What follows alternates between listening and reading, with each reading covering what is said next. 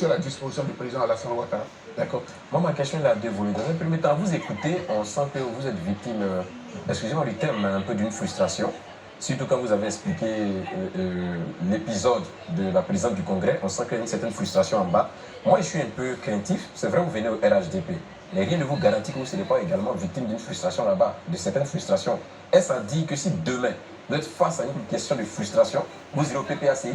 Première question. Deuxième question, pourquoi maintenant, pourquoi c'est maintenant que vous quittez le PDCI pour aller, quand on sait que le PDCI et le RHDP ont divorcé depuis 2018, et on a vu même l'épisode crucial du CNT en octobre 2020, pourquoi c'est maintenant que vous décidez de partir du PDCI alors que vous-même vous admirez le président Ouattara, vous avez vu ce que le président Ouattara a commencé à faire depuis longtemps?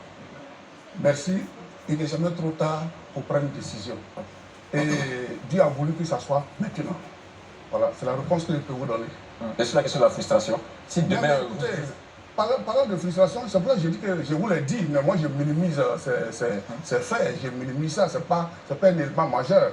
Je veux dire que je priorise beaucoup plus les actions menées par le président Alassane Ouattara. Finalement, cette question du Congrès n'était que le prétexte que vous attendiez pour quitter le parti. Ce n'est même pas un prétexte.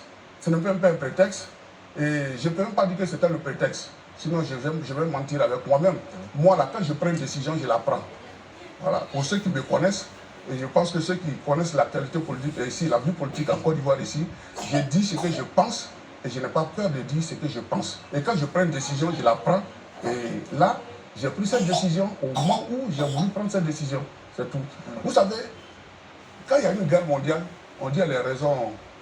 Il y a les raisons lointaines, il y a les raisons immédiates et ainsi de suite.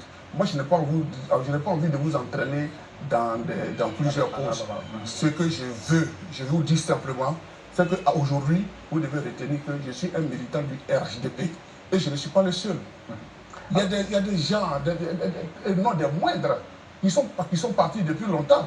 Et puis, je ne suis pas venu au RHDP parce que j'avais un poste politique à défendre, c'est-à-dire que je ne suis pas ministre. Vous voyez que quand je viens en paix, je viens librement. Je ne suis pas directeur de société, je ne suis pas PDG pour dire que je suis au RDP pour protéger mon poste.